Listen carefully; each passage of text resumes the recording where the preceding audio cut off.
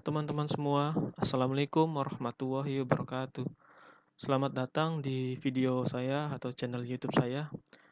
Di video pertama saya akan berusaha menjelaskan semenarik mungkin tentang apa itu perangkat lunak.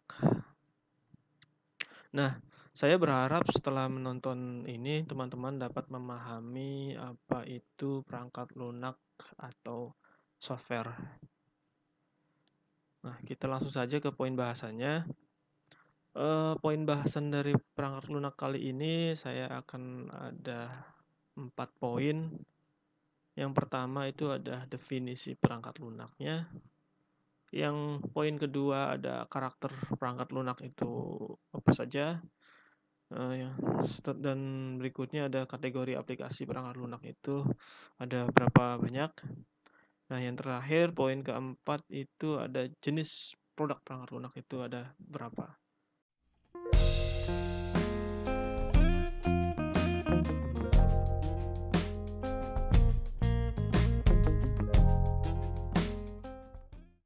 Definisi dari perangkat lunak atau software itu. Jadi, di era sekarang tentunya teman-teman tidak asing dengan namanya software atau perangkat lunak. Bahkan tanpa kita sadari, setiap jam kita menggunakan perangkat lunak yang terpasang pada smartphone kita.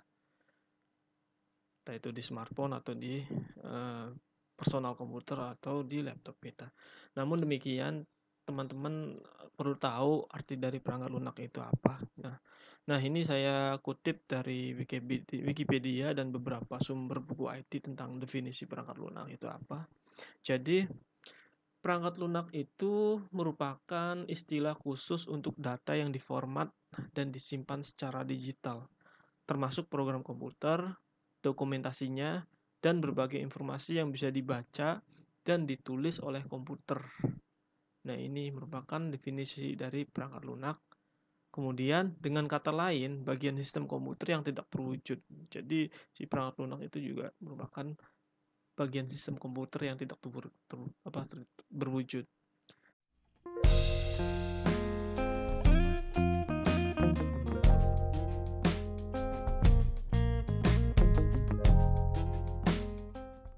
Ada karakter perangkat lunak.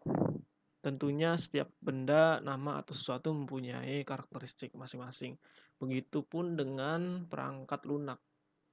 Perangkat lunak pun mempunyai karakter. Nah, di antaranya pertama, karakter perangkat lunak itu tidak diproduksi secara massal. Artinya, perangkat lunak dibangun dengan rekayasa, bukan diproduksi secara manufaktur atau pabrikan. Jadi, si perangkat lunak itu tidak diproduksi secara massal itu ya ini secara manufaktur atau pabrikan. Jadi dengan rekayasa software. Nah, yang berikutnya karakter yang kedua, si perangkat lunak itu tidak pernah usang. Mengapa? Karena kecacatan atau kerusakan yang ada dalam perangkat lunak itu dapat terus diperbaiki.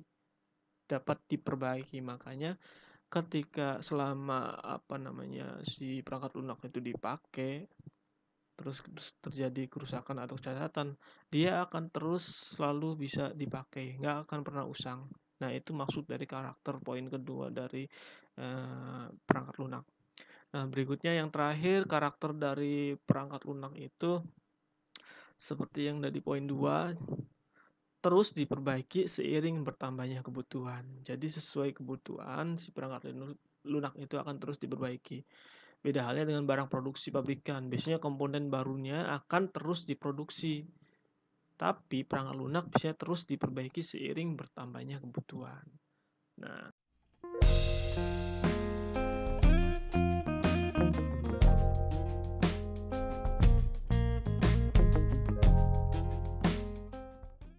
kategori aplikasi dari perangkat lunak itu di sini kategorinya ada 8. Yang pertama itu jadi perangkat lunak sistem. Ini kategori dari aplikasi perangkat lunak itu. Jadi perangkat lunak atau aplikasi yang digunakan untuk membantu pengguna dalam melakukan berbagai tindakan.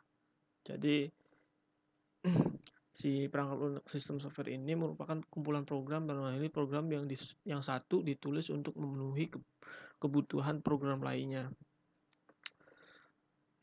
Misalkan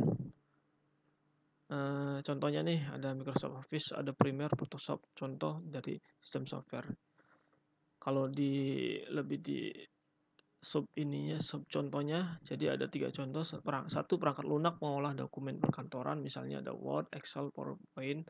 Kemudian yang kedua ada perangkat lunak mengolah video, misalkan Adobe Premiere dan lain-lainnya.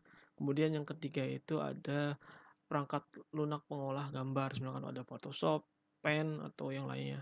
Terus yang keempat juga ada perangkat lunak mengolah kode pemrograman, misalkan kode editor ya. Iya, kode editor, misalkan ada Notepad, Command Prompt.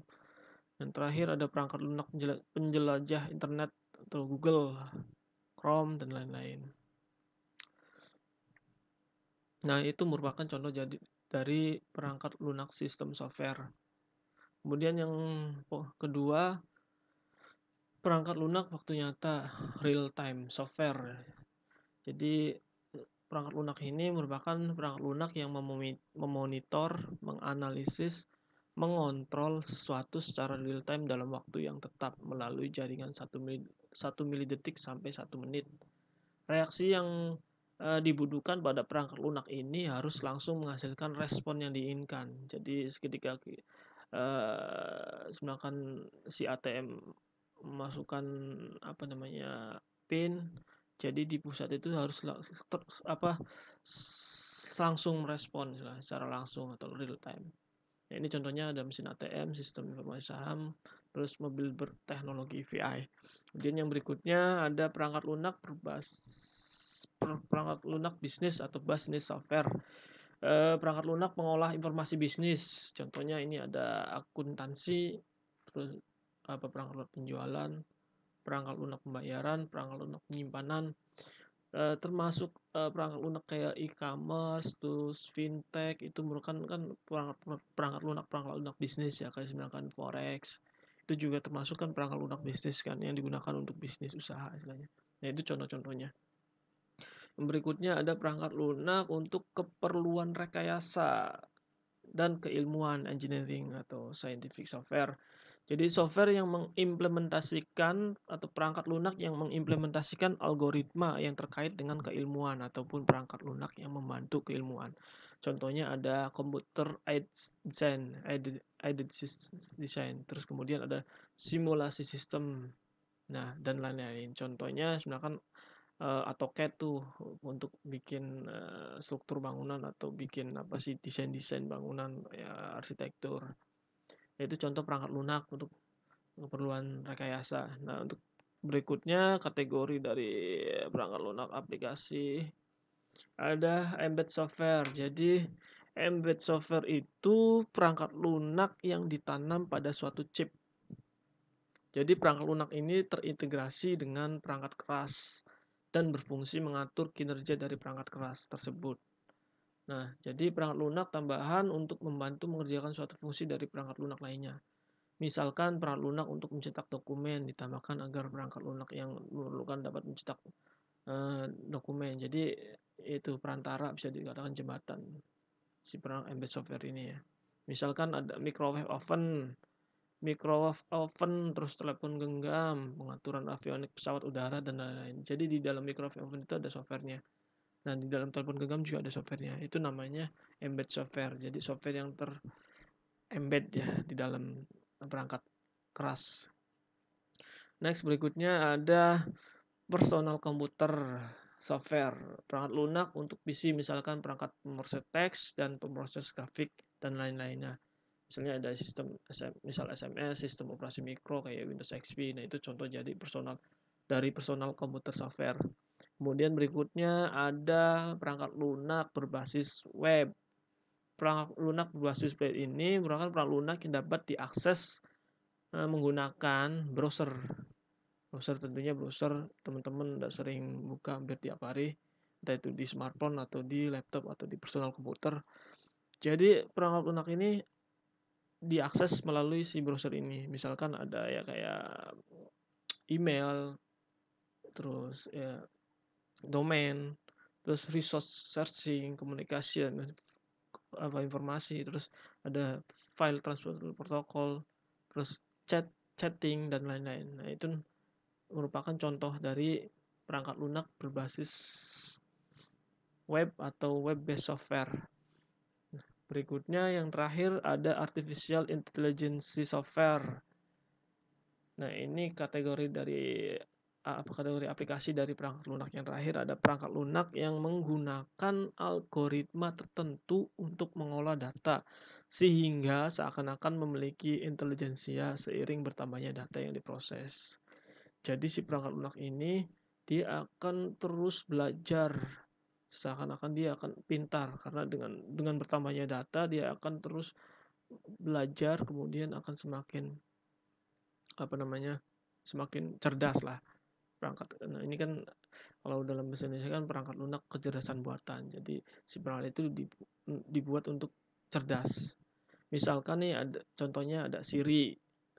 Siri itu salah satu asisten pribadi virtual paling populer yang ditawarkan sama Apple di iPhone atau iPad. Kalau di Google-nya itu ada Google Assistant.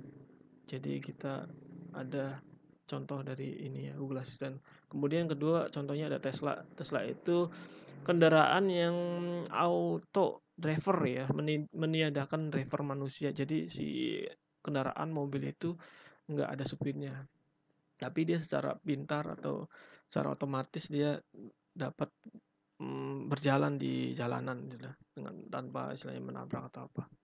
Nah, itu contoh dari artificial intelligence software.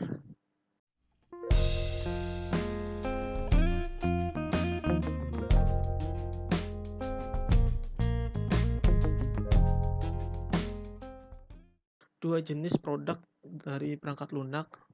Jadi produk perangkat lunak yang dibuat oleh pengembang itu mempunyai atau terdiri dari dua jenis. Yang pertama produk generik dan yang kedua produk pemesanan. Nah, maksudnya produk generik itu produk perangkat lunak yang dibuat pengembang untuk dijual atau dipopulerkan, open source, semua orang bebas mengembangkan tanpa ada yang memesan terlebih dahulu. Jadi si produk generik ini dia dibuat ya nggak ada yang memesan, nggak ada yang meminta, jadi ya dibuat aja begitu, terus dipopulerkan ya, terus dikembangkan bebas sama semua orang tanpa terkecuali. Nah, misalkan contohnya sistem operasi kayak misalkan Linux juga itu kan bebas, open source, semua orang bisa mengembangkannya. Terus software pendukung perkantoran kayak slide presentasi, terus papersheet, itu juga termasuk dari produk generik. Nah, yang kedua itu ada produk pemesanan. Ini kebalikannya dari produk generik. Kalau produk pemesanan itu produk yang dibikin karena memang ada pelanggan yang melakukan pemesanan. Misalkan nih, sebuah instansi perusahaan memerlukan perangkat lunak untuk memenuhi proses keberlangsungan usaha atau bisnisnya atau perkantorannya. Maka si perusahaan itu atau instansi tersebut akan bekerja sama dengan pengembang atau developer untuk membuat perangkat lunak yang diinginkan oleh si instansi atau perusahaan tersebut. Jadi instansi tersebut atau perusahaan tersebut meminta dibuatkan sebuah perangkat lunak untuk keberlangsungan istilahnya usaha atau perkantorannya. Nah, ini namanya produk pemesanan. Nah, itu dia dua jenis dari produk perangkat lunak. Produk dua jenisnya ada produk generik dan produk pemesanan. Nah, itu 4 poin bahasan yang saya rangkum. Semoga teman-teman dapat memahaminya, dapat mengerti dari definisi perangkat lunak itu apa, terus karakternya seperti apa, macam-macam atau kategorinya kayak ada berapa macam, terus contoh-contohnya, dan yang terakhir tadi ada namanya 2 jenis produk perangkat lunak. Semoga bermanfaat buat teman-teman semua. Sekian dan terima kasih. Wassalamualaikum warahmatullahi wabarakatuh.